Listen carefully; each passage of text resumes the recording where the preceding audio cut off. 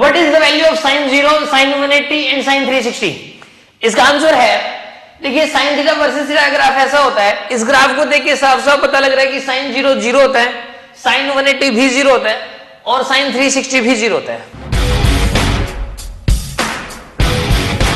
What is the value of sine 90 and sine 270? देखिए sign 90 की value होती है +1 और साइन 270 की वैल्यू होती है -1।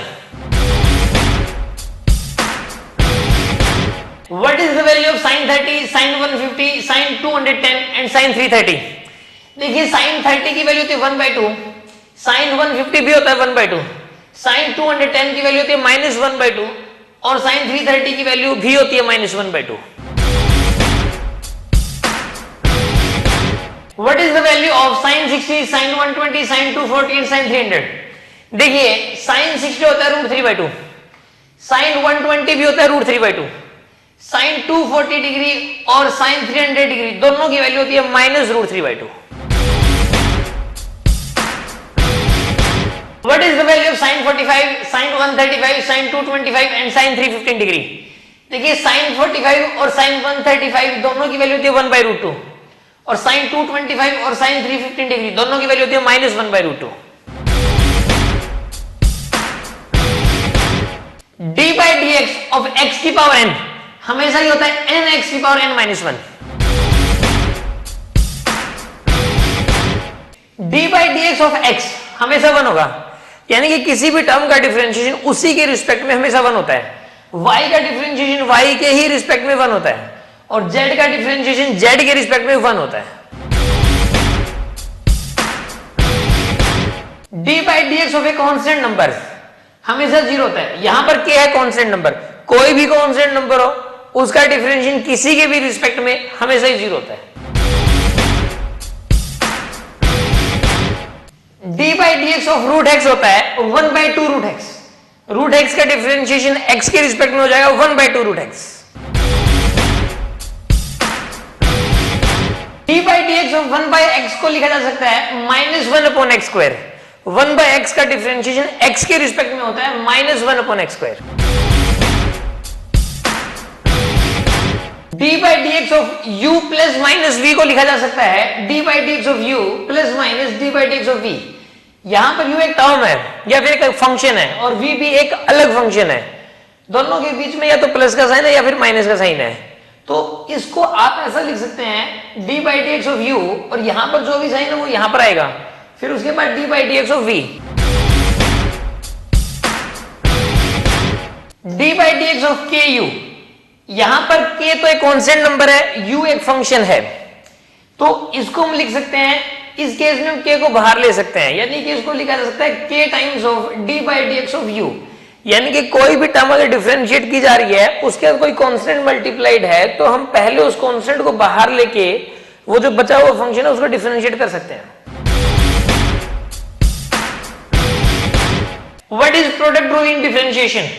देखिए प्रोडक्ट रूल होता है जैसे कि d/dx of u into v लिखा हुआ है, यहां पर u और v दोनों ही अलग अलग टर्म है और दोनों ही वेरिएबल हैं, तो इसको डिफरेंशिएट करने के लिए पहले u को एज इट इज रख दीजिए और v को डिफरेंशिएट कर दो, यानी कि d/dx ऑफ v, फिर प्लस का साइन लगा दीजिए, फिर v को एज इट इज रख दीजिए और u को डिफरेंशिएट कर दीजिए d/dx ऑफ u। इसी को बोलते हैं product rule. What is division rule in differentiation? देखिए d/dx of u bye v अगर लिखा हुआ है, ये दोनों u और v अलग अलग टर्म में दोनों ही वेरिएबल हैं, तो इसको हम लिख सकते हैं d/dx ऑफ u, पहले ऊपर वाले का डिफरेंशिएशन और फिर नीचे वाले को एज इट इज रखना है, फिर माइनस का साइन लगाना है, फिर नीचे वाले का डिफरेंशिएशन करना है d/dx ऑफ v और इनटू u, ऊपर वाले को एज इट इज रखना है, डिवाइडेड बाय डिनोमिनेटर का होल स्क्वायर यानी कि v²। d/dx of sin x होता है cos x और cos x का डिफरेंशिएशन होता है -sin x। d/dx of log x with base e, इसकी वैल्यू होती है 1/x और d/dx of e to the power x, इसकी वैल्यू होती है e to the power x। Displacement और वेलोसिटी में क्या रिलेशन होता है? देखिए इसका आंसर होगा v is equal to dx by dt। यहां पर x डिस्प्लेसमेंट और v वेलोसिटी है और t टाइम है। यानी कि डिस्प्लेसमेंट का टाइम के रिस्पेक्ट में डिफरेंशिएशन हमेशा ही वेलोसिटी देता है। वेलोसिटी और एक्सेलरेशन में क्या रिलेशन होता है? देखिए ये रिलेशन होता है a is equal to dv by dt। यहां पर a एक्सेलरेशन है और v वेलोसिटी है और t टाइम है, यानी कि वेलोसिटी का टाइम के रिस्पेक्ट में डिफरेंशिएशन हमेशा ही एक्सेलरेशन देता है। एंगुलर डिस्प्लेसमेंट और एंगुलर वेलोसिटी में क्या रिलेशन होता है? देखिए ओमेगा को लिखा जा सकता है d थीटा बाई dt। यहां पर ओमेगा एंगुलर वेलोसिटी थीटा है, एंगुलर डिस्प्लेसमेंट t है टाइम, यानी कि अगर एंगुलर डिस्प्लेसमेंट को टाइम के रिस्पेक्ट में डिफरेंशिएट कर दिया जाए तो एंगुलर वेलोसिटी आ जाएगी। एंगुलर वेलोसिटी और एंगुलर एक्सेलरेशन में क्या रिलेशन होता है? देखिए अल्फा को लिखा जा सकता है d omega by dt। Alpha angular acceleration है, omega angular velocity t time है, यानी कि एंगुलर वेलोसिटी को टाइम के रिस्पेक्ट में डिफरेंशिएट कर दिया जाए तो एंगुलर एक्सेलरेशन आ जाएगा। x की पावर n का इंटीग्रेशन x के रिस्पेक्ट में हो जाएगा x की power n plus 1 divided by n plus 1।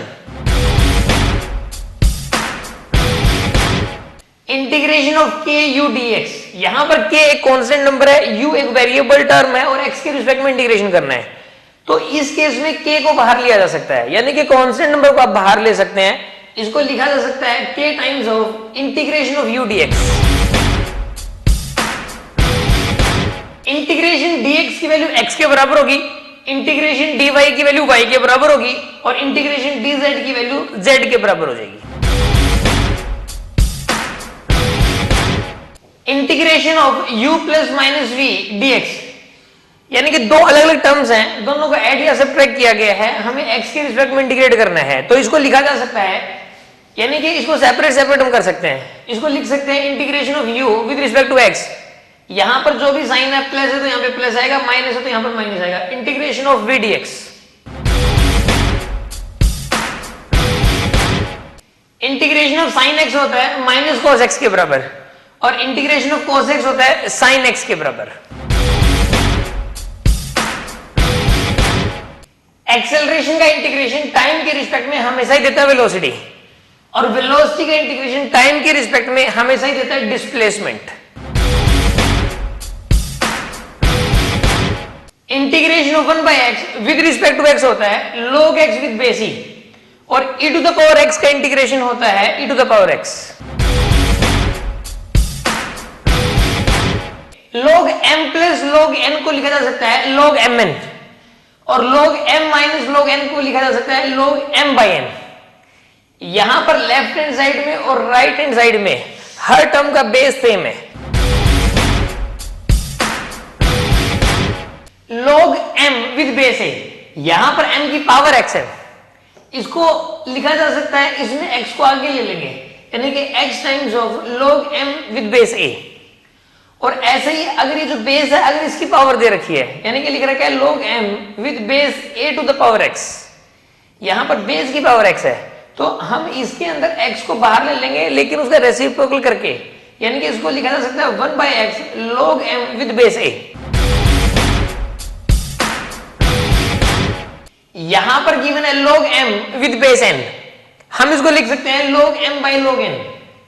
यहां पर बेस में a लगा दिया, a की वैल्यू आप चाहे जो मर्जी रख सकते हो, लेकिन ऊपर और नीचे बेस सेम रखना है, यानी कि log m with base n को लिखा जा सकता है log m divide by log n।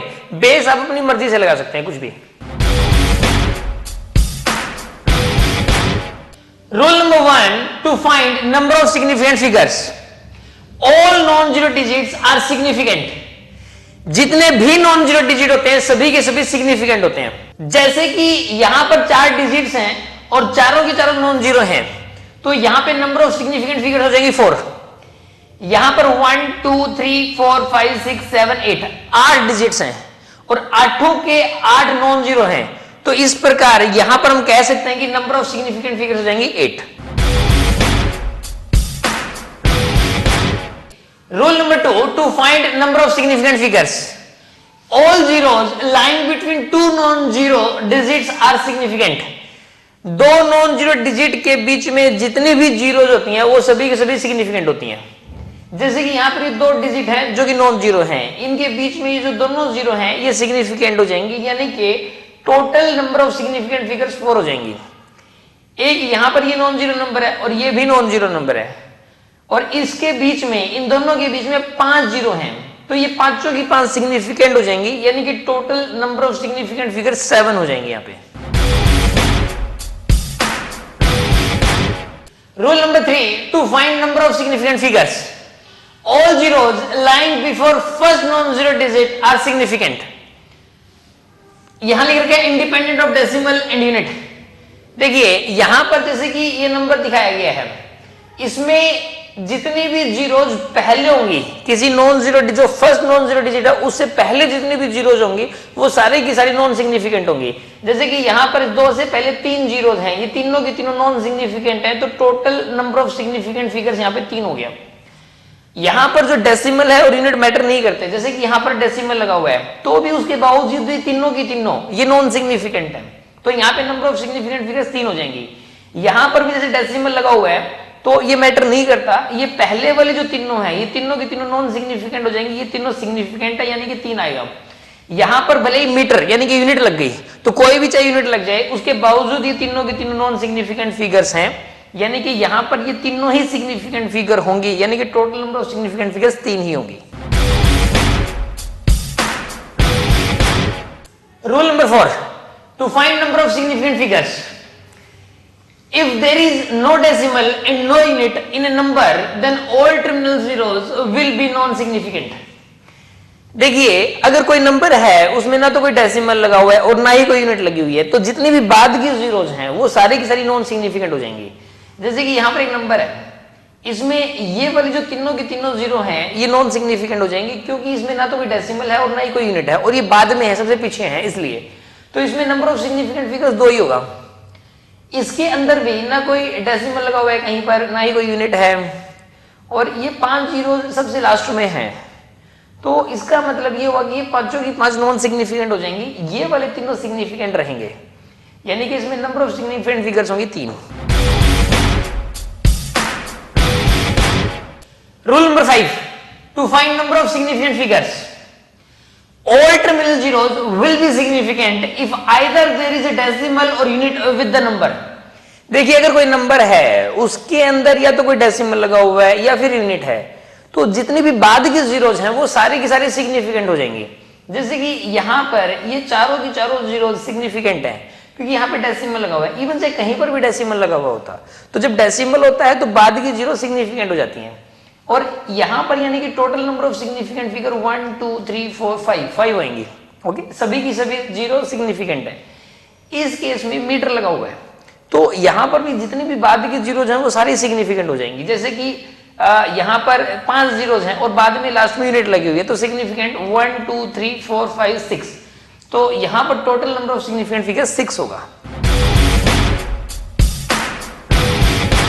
Rule number 6, to find number of significant figures, powers of 10 are always non-significant, independent of decimal unit।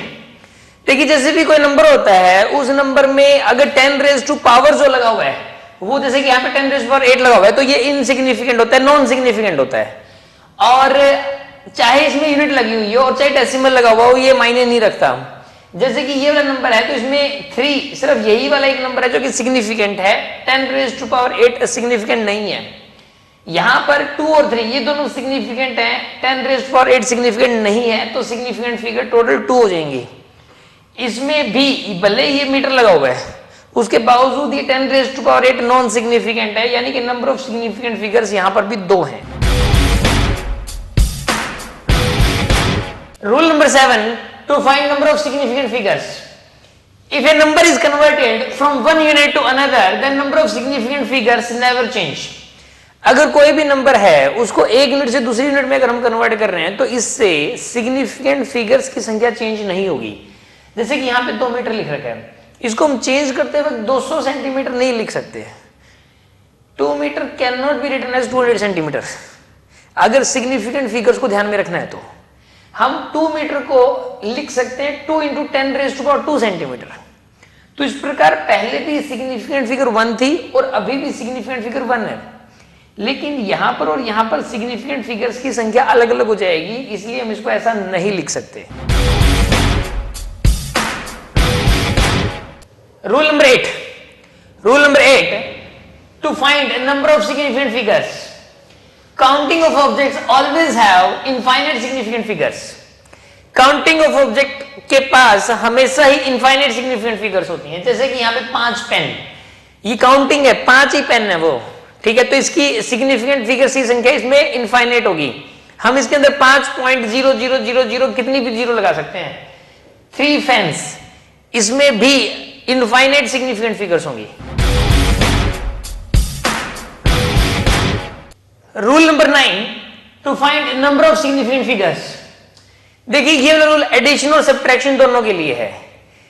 याद रखिए, जिन दो नंबर्स को ऐड या सब्ट्रैक्ट करना है, तो ऐड या सब्ट्रैक्ट करने के बाद हमारे फाइनल आंसर के अंदर सिग्निफिकेंट फिगर कितनी होनी चाहिए, यानी कि हमें कहां तक राउंड ऑफ करना है, इस चीज को समझाने के लिए रूल है। देखिए मान लीजिए कोई 2 नंबर दे रखे हैं, उस वाले नंबर में आप ये देखिए कि किस नंबर में डेसिमल के बाद कम से कम सिग्निफिकेंट फिगर्स हैं।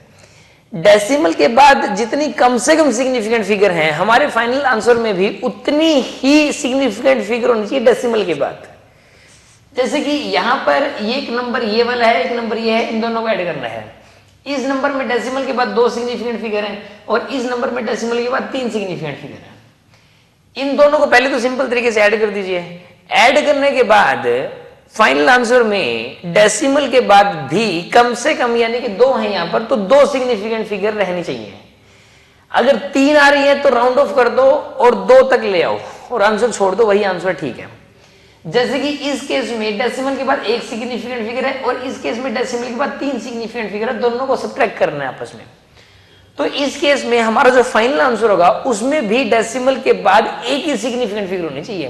1 से ज्यादा तो आंसर गलत हो जाएगा, और ज्यादा आ रही है सिग्निफिकेंट फिगर तो राउंड ऑफ करते रहिए और 1 बचा लीजिए वहां पर। इस केस में इन दोनों नंबर्स का सब्ट्रैक्शन करना है, तो यहां पर डेसिमल के बाद 4 सिग्निफिकेंट फिगर है और यहां पर डेसिमल के बाद 2 सिग्निफिकेंट फिगर है, तो कम से कम 2 आ रही है, तो हमारे फाइनल आंसर में भी डेसिमल के बाद 2 सिग्निफिकेंट फिगर बचनी चाहिए। Rule number 10, to find number of significant figures. ये वाला रूल मल्टीप्लिकेशन और डिवीजन के लिए है। अगर हमें 2 नंबर्स को मल्टीप्लाई और डिवाइड करना है तो फाइनल आंसर कैसा होना चाहिए। देखिए यहां पर इन दोनों नंबर्स को आपको मल्टीप्लाई करना है, तो इसमें आप ये देखेंगे कि टोटल मिनिमम सिग्निफिकेंट फिगर्स कितनी है। इसमें डेसिमल के बाद का कोई चक्कर नहीं है, इसमें टोटल देखना होता है। ये 2 नंबर्स हैं, इसमें टोटल सिग्निफिकेंट फिगर 4 हैं और इसमें टोटल सिग्निफिकेंट फिगर 3 है, तो हमारे फाइनल आंसर में टोटल सिग्निफिकेंट फिगर 3 ही होंगी। इसमें टोटल 3 है और इसमें टोटल 2 है, तो हमारे फाइनल आंसर में जो टोटल सिग्निफिकेंट फिगर होंगी वो 2 होंगी। डेसिमल के बाद का कोई भी चक्कर नहीं है। What is error? इसका आंसर है difference between the measured value and the actual value is called error. जैसे कि इस मार्कर की लेंथ हमें मेजर करनी है, इसकी एक तो एक्चुअल वैल्यू होगी, एक मेजर्ड वैल्यू होगी जो हम मेजर करेंगे, उनका जो डिफरेंस है उसी को एरर कहेंगे। एरर पॉजिटिव भी हो सकती है, नेगेटिव भी हो सकती है और 0 भी हो सकती है। What is list count? देखिए लिस्ट काउंट हर इंस्ट्रूमेंट का अलग अलग होता है। किसी भी इंस्ट्रूमेंट से हम जो छोटी से छोटी वैल्यू मेजर कर सकते हैं, उस छोटी से छोटी वैल्यू को ही उस इंस्ट्रूमेंट का लिस्ट काउंट कहेंगे। The minimum possible value that can be measured by an instrument is called list count of that instrument. Ordinary scale का लिस्ट काउंट होता है 0.1 सेंटीमीटर, वर्नियर कैलिपर का लिस्ट काउंट होता है 0.01 सेंटीमीटर और screw gauge का least count होता है 0.001 सेंटीमीटर। सिस्टमैटिक एरर के बारे में बताइए। देखिए सबसे पहली बात तो error whose cause is known, ये एक ऐसी एरर है जिसके कारण हमें पता होता है। This error is due to imperfect design, imperfect calibration और imperfect manufacturing of the instrument. ये वाली एरर अक्सर इंस्ट्रूमेंट में ही एरर की वजह से होता है। ये वाली जो एरर है वो डिजाइनिंग की भी हो सकती है, इंस्ट्रूमेंट को डिजाइनिंग गलत तरीके से किया गया है, या फिर कैलिब्रेशन गलत तरीके से की गई है, या फिर उसकी मैन्युफैक्चरिंग गलत तरीके से हुई है। Can be reduced by using more accurate instrument. इसको रिड्यूस करने का एक ही तरीका है कि इंस्ट्रूमेंट बदलो, यानी कि अच्छा इंस्ट्रूमेंट लो। रैंडम एरर के बारे में एक्सप्लेन करना है। Error whose cause is not known, ये एक ऐसी एरर जिसका कारण पता ही नहीं होता। इसका कारण एक्सटर्नल टेम्परेचर, एटमॉस्फेयर का टेम्परेचर का चेंज होना, या फिर प्रेशर का चेंज होना, या फिर हवा का चलना, बहुत सारे कारण हो सकते हैं, हमें पता नहीं होता। Can be reduced by repeating experiment many times and by taking arithmetic mean of all observations. इसको रिड्यूस करने का एक ही तरीका है कि आप एक्सपेरिमेंट को बार बार करिए, हर बार एक अलग ऑब्जर्वेशन आएगी और सबका अरिथमेटिक मीन ले लीजिए। अरिथमेटिक मीन लेने के बाद जो आंसर आएगा वही हमारा फाइनल आंसर होगा। Explain about the gross error. देखिए, due to carelessness of observer, ये वाली एरर ऑब्जर्वर की केयरलेसनेस की वजह से होती है, यानी कि सीधे शब्दों में कहें ऑब्जर्वर की जल्दबाजी की वजह से होती है। To reduce this error observer must be sincere and mentally alert. इसको रिड्यूस करने के लिए ऑब्जर्वर को मेंटली अलर्ट होना पड़ेगा। अगर मैथमेटिकल इक्वेशन है x equal to a plus b, तो हम यहां पर एरर इक्वेशन लिख सकते हैं delta x is equal to plus minus delta a plus delta b. यहां पर x, a और b तीनों ही फिजिकल क्वांटिटीज हैं, और डेल्टा x है error in x, delta a है एरर इन a, और डेल्टा b है एरर इन b। अगर मैथमेटिकल इक्वेशन है x is equal to a minus b, तो इस केस में एरर इक्वेशन लिखी जा सकती है delta x is equal to plus minus delta a plus delta b। अगर मैथमेटिकल इक्वेशन है x equal to a into b, तो इस केस में एरर इक्वेशन हो जाएगी delta x by x is equal to plus minus delta a by a plus delta b by b। Delta x by x है fractional error in x, और delta a by a है fractional error in a, और delta b by b है fractional error in b। अगर mathematical equation है x is equal to a by b, तो इस case में एरर इक्वेशन होगी delta x by x is equal to plus minus delta a by a plus delta b by b। अगर mathematical equation है x is equal to a to the power n divided by b to the power m, तो ऐसे case में error equation हो जाएगी delta x by x is equal to plus minus n times of delta a by a plus m times of delta b by b। Right 7 fundamental physical quantities and their dimension. देखिए, mass, length, time, current, temperature, luminous intensity and amount of substance. Mass की dimension होती है capital M, length की capital L, time की capital T, current की capital A, temperature की capital K, luminous intensity CD, इसमें C capital में आएगा, और अमाउंट ऑफ सब्सटेंस की मोल, इसमें M को स्मॉल m लिखना है। What is principle of homogeneity? इसका आंसर होगा in a physical relation dimension of each term on both sides is always same। देखिए, अगर कोई भी फिजिकल रिलेशन दिया हुआ है तो उसमें हर टर्म की डायमेंशन दोनों ही तरफ सेम रहेंगी। जैसे कि यहां पर ये फिजिकल रिलेशन है s is equal to u t plus half at square, इसमें s एक टर्म है, ut पूरी एक टर्म है, और हाफ एट स्क्वायर पूरी एक टर्म है। इन तीनों टर्म्स की डायमेंशन सेम होगी। All trigonometric functions are always dimensionless। जितने भी trigonometric functions हैं सभी dimensionless होते हैं, जैसे कि sin theta, cos theta, tan theta, cot theta वगैरह वगैरह। यहां पर एक इक्वेशन लिखी हुई है f is equal to a sin bt square plus ct। यहां पर जो साइन के साथ जो ब्रैकेट में लिखा हुआ है ये पूरा का पूरा डायमेंशनलेस है, तो इस प्रकार ये दोनों भी इंडिविजुअल डायमेंशनलेस ही होंगे। और यहां पर साइन समेत ये पूरा का पूरा इतना, ये भी पूरा का पूरा डायमेंशनलेस होगा। यानी कि जो a की डायमेंशन है वो f के जैसी हो जाएगी। f अगर यहां पर फोर्स है तो a की डायमेंशन हो जाएगी mlt माइनस 2, और ये पूरा का पूरा डायमेंशनलेस है, तो वो तभी हो सकता है अगर यहाँ पे t टाइम है तो b की डायमेंशन हो जाएगी t की पावर माइनस 2, और यहां पर c की डायमेंशन हो जाएगी t की पावर माइनस 1, तभी ये पूरा का पूरा डायमेंशनलेस हो सकता है। Exponential function is always dimensionless. Exponential function हमेशा ही डायमेंशनलेस होता है। जैसे कि यहां पर e की जो पावर लगी हुई है ये पूरी की पूरी डायमेंशनलेस है जो पावर है, और ई समेत ये भी, ये पूरा का पूरा ये भी डायमेंशनलेस है।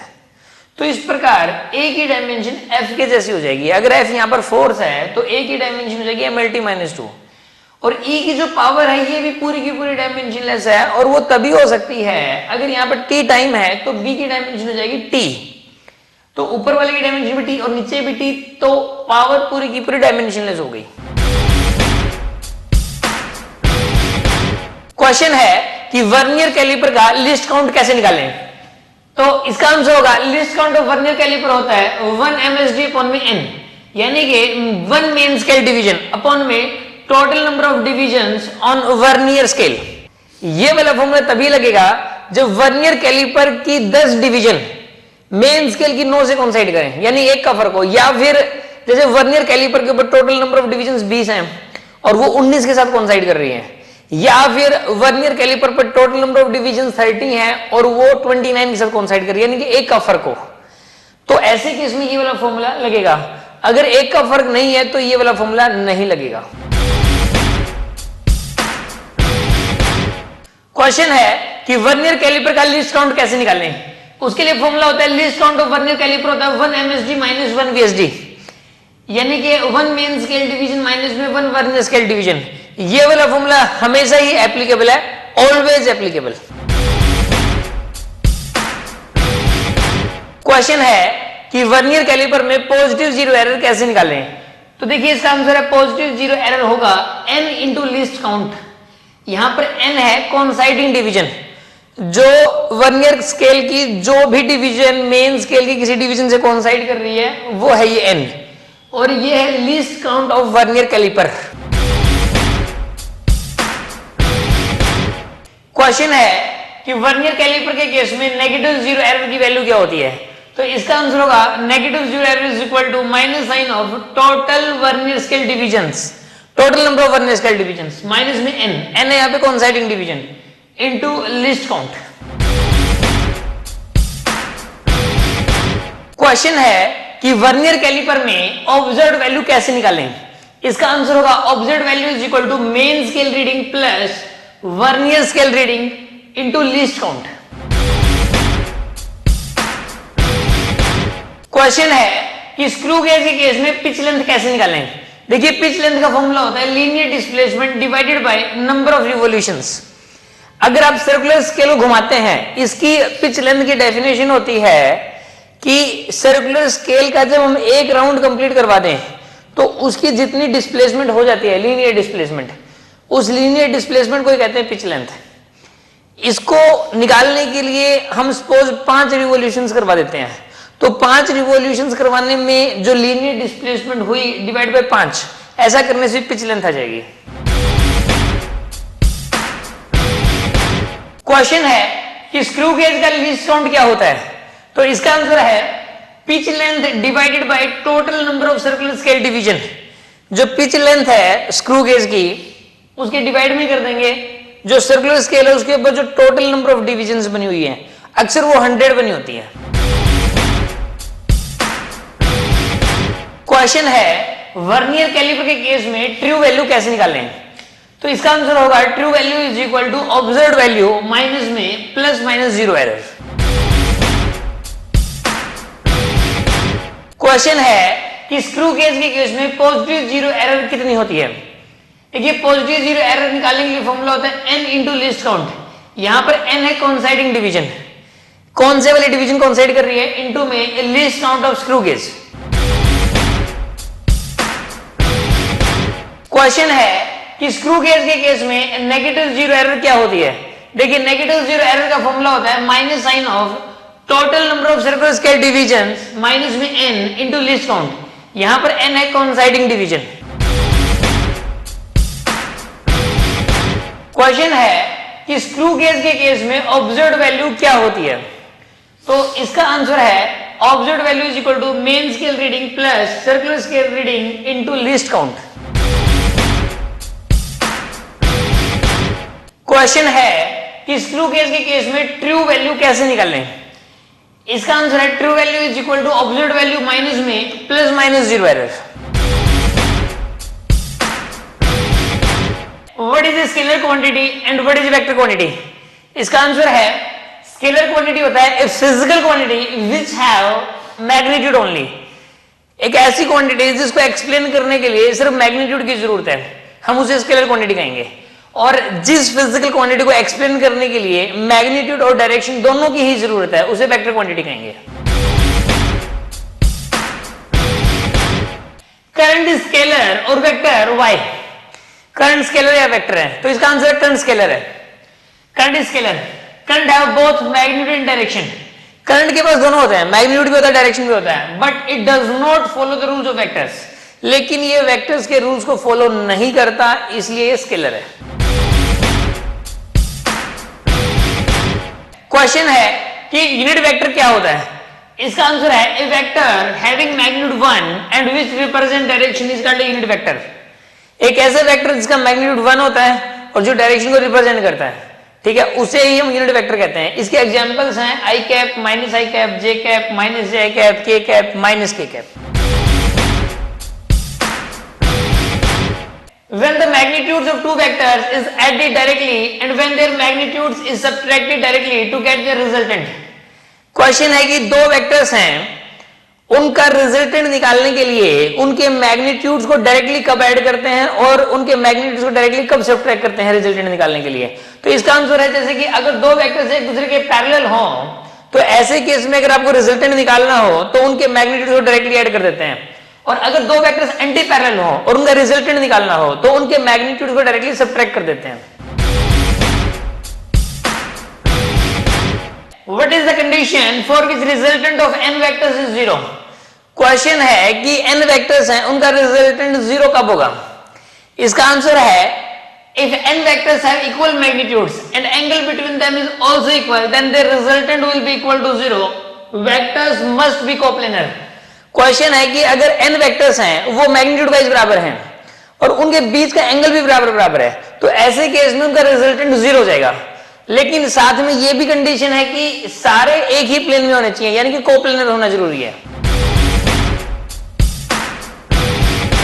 कि sin 37, cos 37, tan 37, sin 53, cos 53 और tan 53 की वैल्यू क्या होती है। तो ये सारी वैल्यूज हम एक ट्रायंगल के थ्रू याद रख सकते हैं। आप एक ट्रायंगल सोचिए जिसके अंदर ये वाला एंगल 37 डिग्री, 37 डिग्री के सामने वाली जो साइड है ये हमेशा 3 होगी, ये एक राइट एंगल ट्रायंगल है। तो और ये वाली जो साइड है ये 4 है और जो हाइपोटेन्यूज है ये 5 हो जाएगा।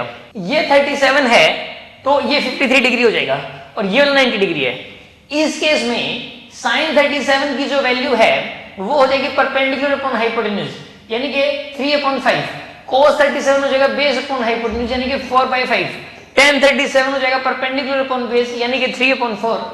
sin 53 हो जाएगा इसके अंदर 4/5, cos 53 3/5 और tan 53 4/3। ये सारी वैल्यूज इस ट्रायंगल का यूज करके निकल सकती हैं। यहां पर दो वेक्टर्स दिए हुए, वेक्टर ए और वेक्टर बी। वेक्टर ए की वैल्यू है a1 i cap plus b1 j cap plus c1 k cap और वेक्टर बी की वैल्यू है vector a2 i cap plus b2 j cap plus c2 k cap. इस case के अंदर हमें vector a plus vector b की value बतानी है।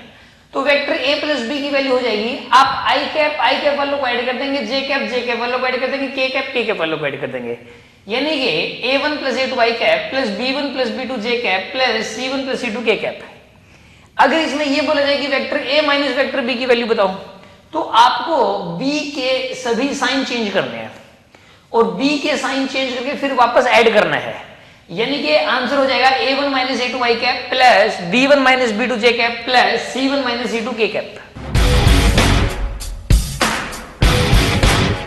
क्वेश्चन है कि दो वेक्टर्स हैं, वेक्टर a और वेक्टर b, ये r उनका रिजल्टेंट है। जो रिजल्टेंट है वो a के साथ एंगल बना रहा है θ1 और ये रिजल्टेंट b के साथ एंगल बना रहा है θ2। आपको ये बताना है कि θ1 बड़ा होगा या θ2 बड़ा होगा। देखिए θ1 बड़ा होगा या θ2 बड़ा होगा ये डिपेंड करता है a और b के मैग्नीट्यूड पर। अगर a का और b का मैग्नीट्यूड बराबर हुआ तो रिजल्टेंट बीचों बीच होगा, यानी कि θ1 और θ2 बराबर हो जाएंगे। अगर a बड़ा हुआ तो झुकाव a की तरफ होगा रिजल्टेंट का, यानी कि θ1 छोटा हो जाएगा और θ2 बड़ा होगा। और अगर b की वैल्यू बड़ी हुई a से, b का मैग्नीट्यूड a के मैग्नीट्यूड से बड़ा हुआ तो रिजल्टेंट का झुकाव इस तरफ हो जाएगा, कहने का मतलब θ2 छोटा हो जाएगा θ1 से। क्वेश्चन है कि दो वेक्टर्स हैं, वेक्टर ए और वेक्टर बी, उनके बीच का एंगल है थीटा। आपको एक तो वेक्टर ए प्लस वेक्टर बी का मैग्नीट्यूड बताने कितना होगा, एक वेक्टर ए माइनस वेक्टर बी का मैग्नीट्यूड बताने कितना होगा। वेक्टर ए प्लस वेक्टर बी का मैग्नीट्यूड हो जाएगा A square plus B square plus 2ab cos theta पूरे का अंडर रूट, और वेक्टर ए माइनस वेक्टर बी का मैग्नीट्यूड हो जाएगा A square plus B square minus 2ab cos theta का अंडर रूट। यहां पर ए जो है वेक्टर ए का मैग्नीट्यूड है, बी वेक्टर बी का मैग्नीट्यूड है, और theta is the angle between these two vectors. Question है कि दो वेक्टर्स हैं जिनका मैग्नीट्यूड है ए एंड ए और उनके बीच का एंगल है 60 डिग्री। तो ऐसे केस में रिजल्टेंट हो जाएगा √3a। अगर उनके बीच का एंगल 90 डिग्री हुआ तो रिजल्टेंट हो जाएगा √2a, और अगर उनके बीच का एंगल 120 डिग्री हुआ तो रिजल्टेंट हो जाएगा a। देखिए क्वेश्चन है कि दो वेक्टर्स हैं ए और बी और उनके बीच का एंगल है 90 डिग्री। तो ऐसे केस में रिजल्टेंट कितना हो जाएगा, ऐसे केस में रिजल्टेंट आप डायरेक्टली लिख सकते हैं ए स्क्वायर प्लस बी स्क्वायर पूरे का अंडर रूट। देखिए क्वेश्चन है कि दो वेक्टर्स हैं ए और बी और उनके बीच का एंगल है 90 डिग्री और उनका रिजल्टेंट है ये आर। रिजल्टेंट ए के साथ एंगल बना रहा है θ2 और बी के साथ एंगल बना रहा है θ1। हमें θ1 और θ2 की वैल्यू बतानी है। θ1 की वैल्यू जाएगी tan इनवर्स, इस एंगल की value tan inverse this upon this, यानी कि tan inverse a by b, और θ2 की वैल्यू हो जाएगी tan inverse b by a, यानी कि this angle is equal to tan inverse b upon a। लेकिन ये वाले दोनों फॉर्मूले तभी एप्लीकेबल हैं जब a और b के बीच का एंगल 90 डिग्री हो। क्वेश्चन है कि एक वेक्टर a दिया हुआ है जिसकी value a1i cap plus b1j cap plus c1k cap. हमें उसके मैग्नीट्यूड की वैल्यू और डायरेक्शन की वैल्यू बतानी है। इस वेक्टर में मैग्नीट्यूड और डायरेक्शन दोनों छिपे हुए हैं, दोनों को अलग अलग करना है, सेपरेट करना है। मैग्नीट्यूड को अलग से बताना है और डायरेक्शन को अलग से बताना है। तो देखिए इसका मैग्नीट्यूड हो जाएगा a1 का स्क्वायर प्लस b1 का स्क्वायर प्लस c1 का स्क्वायर पूरे का अंडर रूट, और इसकी जो डायरेक्शन है हम उसको रिप्रेजेंट करेंगे a कैप। इसकी वैल्यू हो जाएगी vector a divided by vector a का मैग्नीट्यूड। ये तो पूरा वेक्टर है, ये उसका मैग्नीट्यूड है। तो ये फॉर्मूला होता है a कैप निकालने का, यानी कि इस वाले वेक्टर की डायरेक्शन निकालने का। तो वेक्टर a को तो एज इट इज लिख दिया आपने और इस मैग्नीट्यूड को यहां पर लिख दिया। This is the direction of this vector in the mathematical form. Resultant of two vectors is maximum when angle between them is 0 degree and minimum when angle between them is 180 degree। देखिए question ये है कि दो vectors हैं, उनका resultant minimum कब होगा और उनका रिजल्टेंट मैक्सिमम कब होगा। तो इसका आंसर है कि अगर दो वेक्टर्स के बीच का एंगल 0 डिग्री है तो ऐसे केस में उनका जो रिजल्टेंट आएगा वो मैक्सिमम आएगा, और अगर उनके बीच एंगल बढ़ाकर 180 डिग्री कर दिया जाए तो ऐसे केस में रिजल्टेंट मिनिमम आएगा। If angle between the two vectors is increased from 0 degree to 180 degree, then how resultant changes? देखिए क्वेश्चन ये है कि दो वेक्टर्स हैं, उनके बीच का एंगल पहले 0 डिग्री है और हम उसका उन दोनों के बीच का एंगल धीरे धीरे बढ़ाते बढ़ाते 180 डिग्री कर दिया हमने। तो जो रिजल्टेंट है वो किस प्रकार से चेंज होगा। इसका आंसर ये है डिक्रीजेस, यानी कि जब 0 डिग्री एंगल होगा उनके बीच का तो रिजल्टेंट मैक्सिमम होगा, और फिर जैसे जैसे एंगल बढ़ रहा है रिजल्टेंट की वैल्यू घटती जाएगी, और जब एंगल 180 डिग्री हो जाएगा तो रिजल्टेंट मिनिमम हो जाएगा। दो वेक्टर्स हैं ए और बी, उनके बीच एंगल है थीटा। यहां पर अगर थीटा की वैल्यू लेस देन 90 डिग्री हुई तो ऐसे केस में इन दोनों वेक्टर्स का वेक्टर एडिशन का मैग्नीट्यूड वेक्टर सब्ट्रैक्शन के मैग्नीट्यूड से ज्यादा होगा, यानी कि वेक्टर a प्लस बी का magnitude will be greater than vector a minus vector b का मैग्नीट्यूड।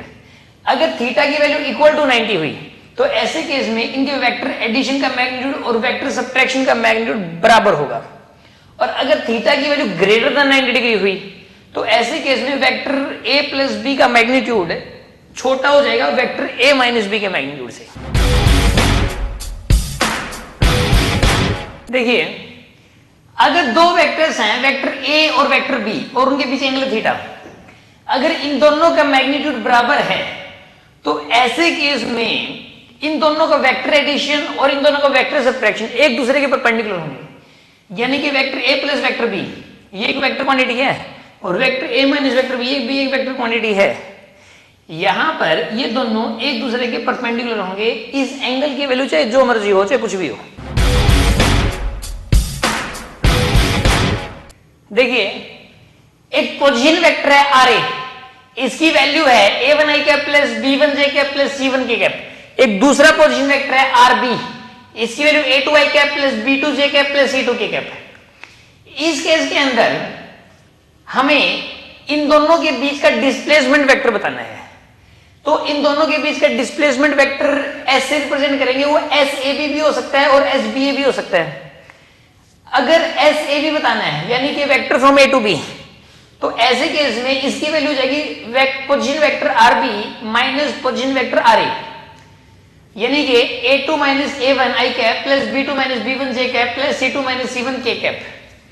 और डिस्प्लेसमेंट वेक्टर ba की वैल्यू हो जाएगी पोजीशन वेक्टर a माइनस में पोजीशन वेक्टर b, यानी कि a1 minus a2 i cap plus b1 minus b2 j cap plus c1 minus c2 k cap. देखिए दो वेक्टर्स हैं, वेक्टर ए और वेक्टर बी दोनों एक दूसरे के पैरेलल हैं। ये वाला केस तभी वैलिड है जब दोनों एक दूसरे के पैरेलल हो। इस केस में वेक्टर ए का मैग्नीट्यूड निकाल लें अगर हम और वेक्टर बी का मैग्नीट्यूड निकाल के दोनों को ऐड कर दें, या फिर इन दोनों वेक्टर्स का पहले वेक्टर एडिशन ले लें और फिर मैग्नीट्यूड ले लें, तो दोनों ये आपस में एक दूसरे के बराबर आएंगे। यानी कि वेक्टर ए का मैग्नीट्यूड प्लस वेक्टर बी का magnitude will be equal to vector A plus vector B का मैग्नीट्यूड। ये वाली चीज सिर्फ और सिर्फ तभी वैलिड है जब दो वेक्टर्स के बीच एंगल 0 डिग्री हो, यानी कि दोनों एक दूसरे के पैरेलल हो। अगर इनके बीच एंगल 0 डिग्री के अलावा कोई और एंगल हुआ, कोई भी और एंगल हुआ, तो ऐसे केस में ये वाला केस वैलिड नहीं होगा, ये वाली चीज वैलिड नहीं होगी। How to identify that given vector is a unit vector. कैसे पहचाने कि कोई वेक्टर जो दिया हुआ है वो यूनिट वेक्टर है या नहीं है। सपोज एक वेक्टर दिया हुआ है a1i cap plus b1j cap plus c1k cap और हमें आइडेंटिफाई करना है कि ये एक यूनिट वेक्टर है कि नहीं है। तो आप पहले इसका मैग्नीट्यूड निकाल लीजिए। अगर इसका मैग्नीट्यूड 1 आता है तो यूनिट वेक्टर, अदरवाइज नहीं है। इसका मैग्नीट्यूड निकालने के लिए हम लिखेंगे a1 का स्क्वायर प्लस b1 का स्क्वायर प्लस c1 का स्क्वायर पूरे का अंडर रूट। अगर ये वाली चीज इक्वल टू 1 आ गई तो इसका मतलब ये एक यूनिट वेक्टर है। Is this possible that component of a vector is greater than its magnitude? क्या ऐसा पॉसिबल है कि एक वेक्टर का कंपोनेंट उस वेक्टर के मैग्नीट्यूड से भी ज्यादा हो जाए? इसका आंसर है नॉट पॉसिबल। ऐसा पॉसिबल नहीं है। किसी भी वेक्टर कंपोनेंट उस वेक्टर के मैग्नीट्यूड से या तो छोटा होगा या फिर बराबर हो सकता है, बड़ा नहीं हो सकता। If a vector is shifted parallel to itself, then it will change or not? इसका आंसर नॉट चेंजेस। देखिए पहले तो क्वेश्चन है कि अगर एक वेक्टर है उसको उसी की पैरेलल डायरेक्शन में अगर शिफ्ट कर दिया जाए तो ऐसे केस में वेक्टर चेंज होगा या नहीं होगा। तो इसका आंसर चेंज नहीं होगा। जैसे कि यहां पर एक वेक्टर दिखाया गया, चाहे तो इसको ऐसे शिफ्ट कर दें, चाहे हम ऐसे शिफ्ट कर दें और चाहे ऐसे करके ऐसे शिफ्ट कर दें, ये वाला वेक्टर चेंज नहीं करेगा। If a vector is rotated, then it will change or not? Question है कि अगर एक वेक्टर को रोटेट कर दिया जाए तो ऐसे केस में ये चेंज होगा या नहीं होगा। इसका आंसर है ये चेंज होगा, क्योंकि रोटेट करने से तो डायरेक्शन ही बदल गई और डायरेक्शन बदल गई तो यानी कि वेक्टर भी बदल गया। क्वेश्चन है कि दो वेक्टर्स हैं ए और बी और उनके बीच एंगल है थीटा। हमें उनका डॉट प्रोडक्ट और क्रॉस प्रोडक्ट की वैल्यू बतानी है, यानी कि ए डॉट बी और ए क्रॉस बी की वैल्यू बतानी है। ए डॉट बी हो जाएगा ए बी कोस थीटा। यहां पर थीटा है angle between the two given vectors और ये एक स्केलर क्वांटिटी आएगी। और ए क्रॉस बी हो जाएगा a b sine theta n cap, ये एक वेक्टर क्वांटिटी आएगी। A dot b is always equal to b dot a cross b is not equal to b cross a, और a cross B को लिखा जा सकता है माइनस बी क्रॉस ए के बराबर, और ए क्रॉस बी का मैग्नीट्यूड बराबर होता है बी क्रॉस ए के मैग्नीट्यूड के। Direction of cross product of two vectors is always perpendicular to plane in which given vectors lies. मान लीजिए कि दो वेक्टर्स किसी प्लेन में लाई कर रहे हैं और हमें उनका क्रॉस प्रोडक्ट करना है, तो उनका जो क्रॉस प्रोडक्ट आएगा वो भी एक वेक्टर क्वांटिटी होगा और उसकी जो डायरेक्शन होगी वो उस प्लेन के परपेंडिकुलर होगी जिस प्लेन में वो गिवन वेक्टर्स लाई कर रहे हैं. Addition or subtraction of two vectors lies in same plane in which given vectors lies. देखिए दो वेक्टर दे रखे हैं, वो किसी प्लेन में है. अगर आप उनका वेक्टर एडिशन करते हो या फिर वेक्टर सब्ट्रैक्शन करते हो तो जो रिजल्टेंट आएगा वो एक वेक्टर क्वांटिटी आएगा. वो जो एक नया वेक्टर जो आएगा यानी कि जो रिजल्टेंट आएगा वो उसी प्लेन में लाई करेगा जिस प्लेन में वो दोनों गिवन वेक्टर्स लाई कर रहे हैं. Dot product of two parallel vectors is always equal to product of their magnitudes. अगर दो वेक्टर्स एक दूसरे के पैरेलल हैं और उनका डॉट प्रोडक्ट करना है तो ऐसे केस में उनका डॉट प्रोडक्ट सीधा ही उनके मैग्नीट्यूड्स के प्रोडक्ट के बराबर हो जाएगा, क्योंकि उनके बीच का एंगल 0 डिग्री है, cos 0 1 होता है. तो a डॉट b को हम सीधा ही यहां पर ab लिखेंगे. i cap dot i cap होता है 1 के बराबर है और j cap dot j cap भी ये भी होता है 1 के बराबर है और k cap dot k cap ये भी 1 के बराबर होता है. यानी कि किसी यूनिट वेक्टर का खुद के साथ ही डॉट प्रोडक्ट हमेशा 1 के बराबर होता है. Dot product of two perpendicular vectors is always equal to 0. अगर दो वेक्टर्स हैं और वो एक दूसरे के परपेंडिकुलर हैं तो उनका डॉट प्रोडक्ट 0 हो जाएगा. जैसे कि यहां पर एक वेक्टर a है और एक b है, इनके बीच एंगल है 90 डिग्री, तो यहां पर इन दोनों का डॉट प्रोडक्ट 0 के बराबर हो जाएगा.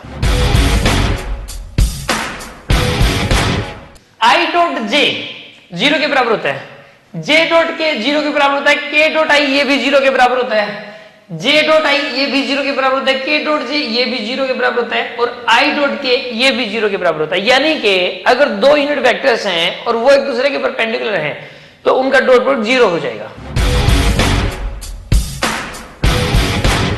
Magnitude of cross product of two parallel vectors is always equal to 0.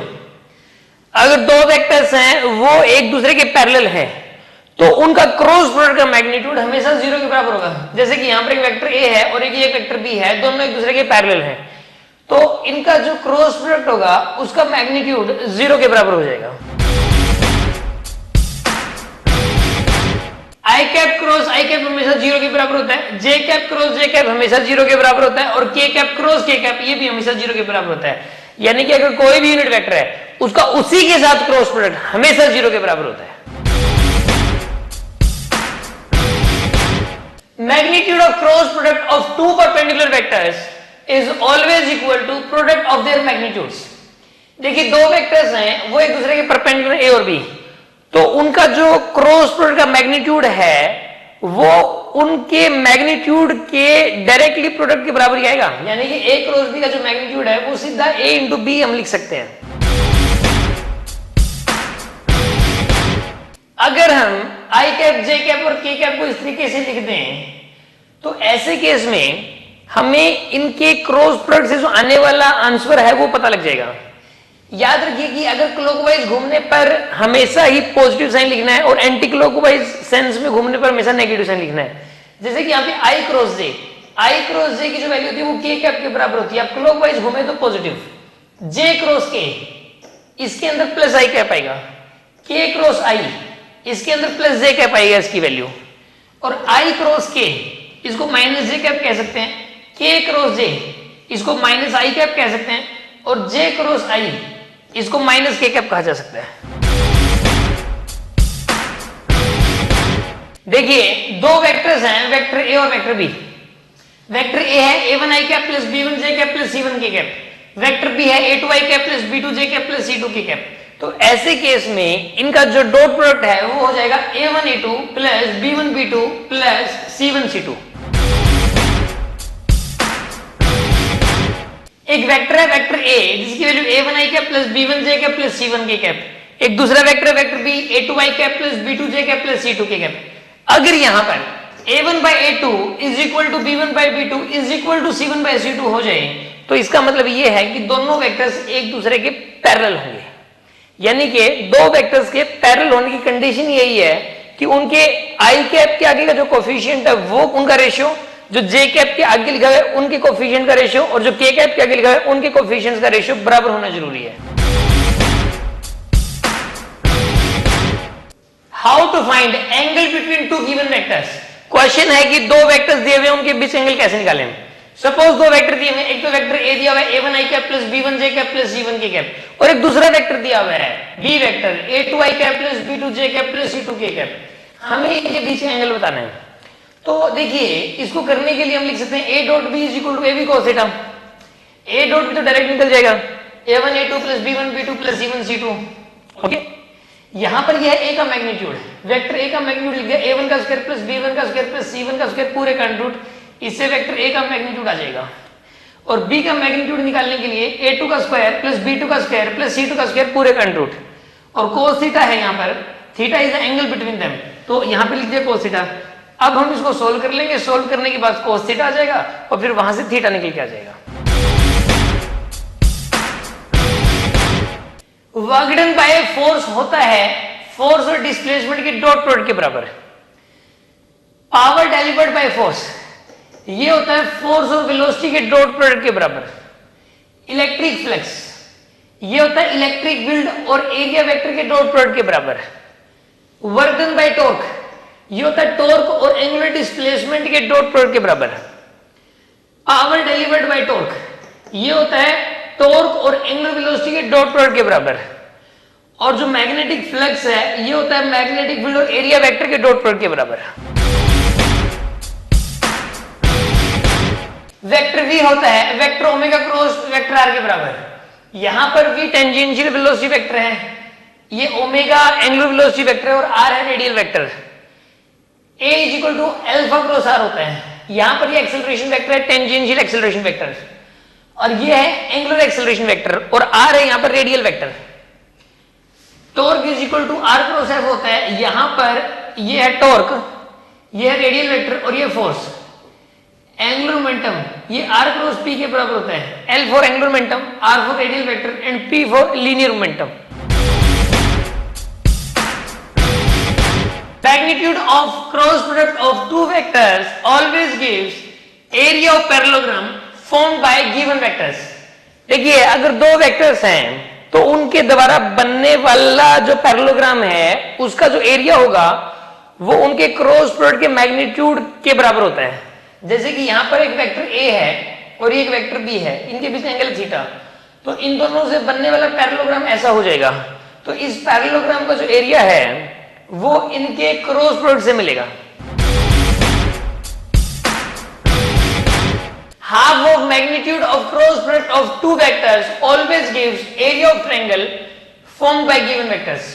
देखिए अगर दो वेक्टर्स हैं वेक्टर a और b और उनके बीच एंगल थीटा, तो इनका यूज करके ट्रायंगल बनाई जा सकती है। तो इस ट्रायंगल का एरिया जो हमें मिलेगा वो मिलेगा इनका क्रॉस प्रोडक्ट करके और उसका मैग्नीट्यूड लेके उसका हाफ करने से।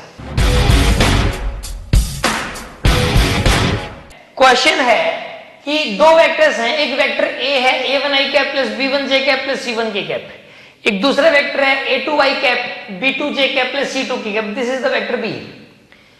हमें इन दोनों का क्रॉस प्रोडक्ट निकालना है, यानी कि a क्रॉस b की वैल्यू निकालनी है बाय यूजिंग डिटरमिनेंट मेथड। तो डिटरमिनेंट मेथड का यूज करके अगर ऐसा क्रॉस प्रोडक्ट करना है तो सबसे पहले हम यहाँ लिखेंगे i कैप, यहां पर लिखेंगे माइनस j कैप और यहाँ लिखेंगे k कैप, और फिर i कैप के नीचे इसका कोएफिशिएंट और उसके नीचे इसका कोएफिशिएंट लिख देंगे, फिर b1 और b2 पुट कर देंगे, फिर यहाँ पे c1 और c2 ये लिख देंगे। फिर उसके बाद लिखेंगे a cross b is equal to a cross b की वैल्यू हो जाएगी, पहले लिखो i कैप, और आई कैप वाली जो रो है और इसका ये जो कॉलम है इन दोनों को छुपा लीजिए। हम लिखते हैं b1c2 minus b2c1, b1c2 minus b2c1, फिर लिखिए माइनस जे कैप, फिर माइनस जे कैप वाली रो और कॉलम को तो छुपा लीजिए, और उसके बाद ब्रैकेट लगा के लिख सकते हैं a1c2 minus a2c1, a1c2 minus a2c1, फिर उसके बाद लिखेंगे प्लस के कैप, यहां पे लिखा प्लस के कैप। अब के कैप वाली रो और कॉलम को छुपा लीजिए, उसके बाद के कैप के बाद ब्रैकेट लगा के हम लोग लिखेंगे a1b2 minus a2b1, a1b2 minus a2b1। Suppose एक वेक्टर है, वेक्टर ए की value a1 i cap plus b1 j cap plus c1 k cap.